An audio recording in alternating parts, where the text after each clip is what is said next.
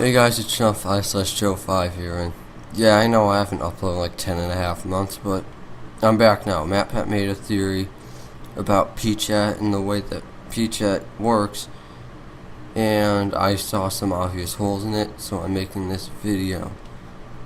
So yeah, I'll put his theory in the description if you want to see it for yourself, but yeah, I'm just going to be debunking the theory now.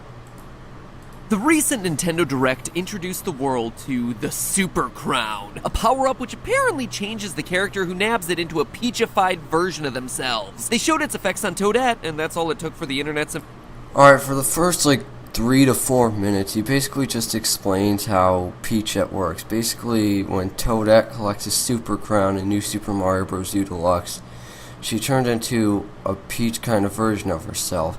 But he explains how, while there are parallels, they are indeed different. Peach is taller, Peachette's eyes are gray, and Peach's eyes are blue, and he explained how whenever Mario and Luigi take power-ups, their eye colors stay the same. So yeah, I agree with him that they are indeed different people. Peachette and Peach are separate characters. Up immediately throws one huge question into focus. Is Peach actually human, or is she Okay, so basically what he's saying is Peach actually human, or is she just an evolved mushroom person? Because, well, it shows Toadette turning into Peachette, and he points out how her name is Princess Toadstool, and he does start it off by saying that it is just a name, but he's gonna bring up this Toadstool thing later. But as of right now, he's just saying it's a name. Is there anything in the Mario canon that could possibly link Toadstool to actual toadstools? Yes. Yes, there is. The clues were hiding in plain sight for us since the very first game, and we'd simply been overlooking the evidence the entire time. Way back in the original NES manual for Super Mario Bros., it's established that Peach has a father, the Mushroom King. Quote, the only one who can undo the magic spell on the mushroom people and return them to their normal selves is the Princess Toadstool, daughter of the Mushroom King. And if you think that's just... Okay, so basically he says how Peach is the daughter of the Mushroom King, and she's the only one who can undo the magic, and that's in the Super Mario Bros. Manual. And it's also in the re-release, so it's meant to be there, is what he's saying. The mushroom people were ruled by a good king and queen. That sentence is going to be important later on. You'll see how. Never once appearing in any game ever, we do get a chance to see them. A second release in 1987, How to Win at Super Mario Bros., which is another book created by official Nintendo employees, revealed for the first time imagery of the Mushroom King and his wife, King and Queen Stool. Look familiar? Both of them sporting mushroom heads, just like their subjects, adding to the evidence that Peach started as a little baby shroomlet. Alright, so he seems to think that anything, just because it's made by Nintendo in this case, is canon, even though those cartoons were made by Shigeru Miyamoto, who's the creator of Mario. Those cartoons were made by him, and a piece of evidence won the episode to go against one of his theories, but he called it a non-canon source. So, I don't know, he thinks just, in this case, just because it's made by Nintendo, it's canon, just because it helps his theory. I think sticking to the games would be your best idea, because I agree that the cartoons are a non-canon source, but why would this be a canon source, not the cartoons? Anyway, even so, there is something about the king and queen in this book that isn't like Toads, and that is that they have eyebrows and noses. That's something. Toads do not have a nose or eyebrows, and they do. That's just something I wanted to point out. Adding to the evidence that Peach started as a little baby shroomlet. And what's more, there's another sentence that's going to be important later on. Again, you'll see why. Things to see in this room. You'll also find an elderly toad woman simply named Grandma. Does the name necessarily prove that she's related? No, but she is trusted enough to be the only other person to know about Peach's secret personal item stashed over in the corner, so, you know, regardless, we have a princess... Okay, I apologize about that. I said toads do not have eyebrows. Apparently, Grandma Toad does. But I mean, she still didn't have a nose, which is something that the king and queen had. I don't know, it doesn't really matter all that much. because I don't think the book matters. Even if it is canon, it really doesn't prove anything once you go into further evidence. Bees feed them huge amounts of royal jelly, a substance that's chock full of nutrients that allow the selected few to grow into the new queen. Alright, basically he's showing how bees choose their queen, and because that is important for his theory. So this part doesn't matter all that much, but again, if you want to know how this works, you can check out his theory.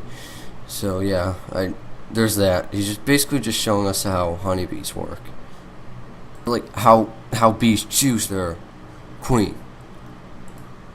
The Mushroom King literally disappears from the Mario canon after a last hurrah in a coloring book from the 80s, being the only question the acting queen in the Mushroom Kingdom. Notice how in Super Mario RPG we see the throne room and there's only one chair and it is specifically hers? Sure, she might be referring to herself as princess, but for all intents and purposes, she is the queen. This is important.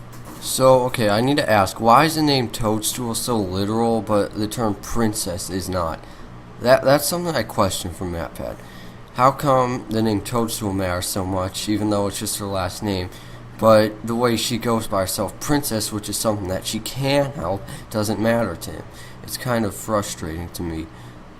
Okay, now he's basically saying how toads are her servants, which, yeah, I guess, but you could also say they're friends too, but yeah, they're servants, that's true.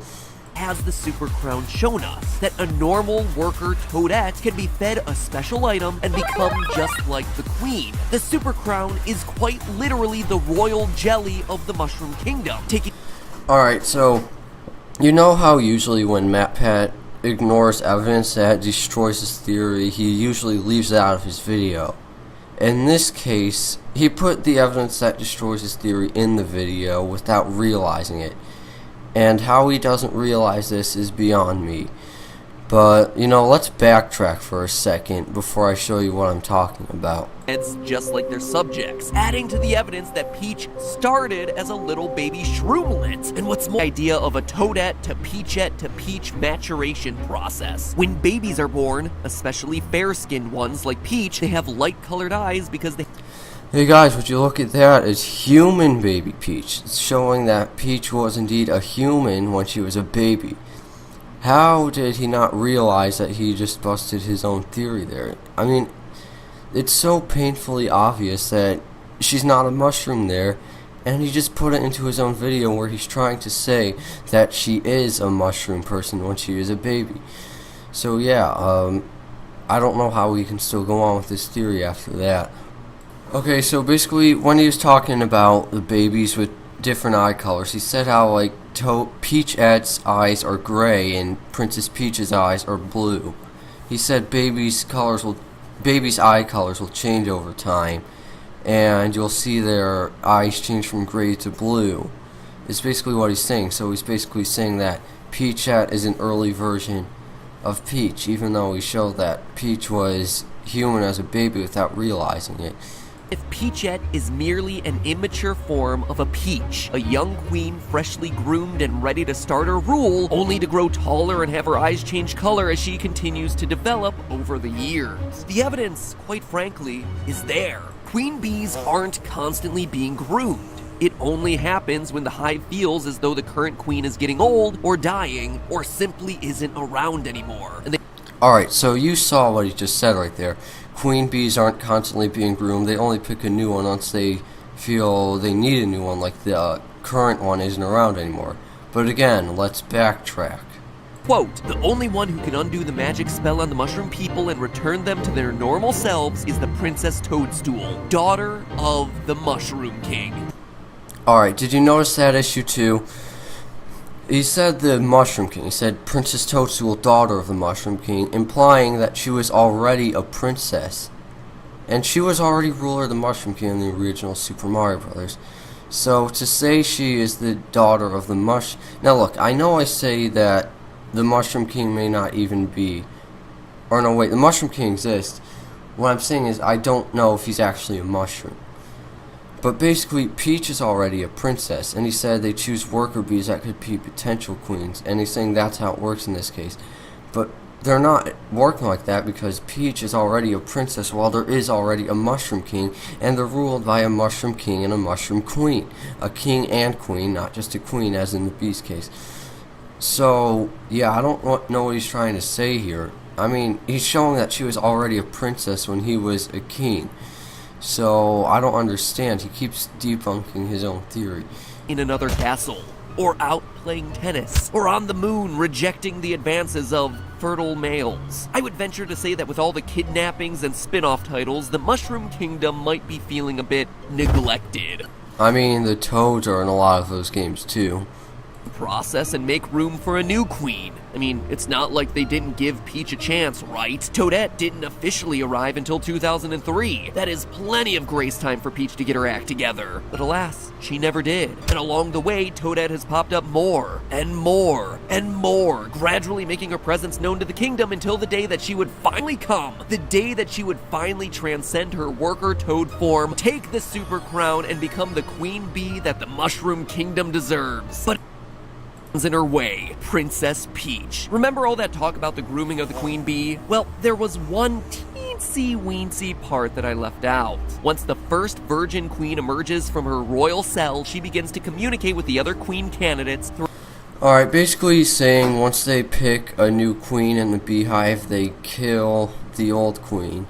And in this case, he's saying that Peachette would be there to kill Peach. But here's the big issue with that. Does he realize that in New Super Mario Bros. U Deluxe, the goal of the game is going to be to save Peach? Why would you be saving someone who you're just going to kill? It doesn't make any sense. That, again, he's destroying his own theory. The whole point is to power up so it can help them save Peach. The whole point of that game is going to be to save Peach. Okay, yeah, so basically, he's saying that the super crowns, there's being a lot of them made, and Toadettes are taking them, even though there's just one Toadette in this adventure. And they're going to save Peach, not kill her. So this theory, it really doesn't make any sense. On top of that, he showed that Peach was actually human as a baby without realizing it. Yes, she was already a princess when there was a king there. She was a human at birth. So I don't know how we can still go on with this theory. I say theory busted.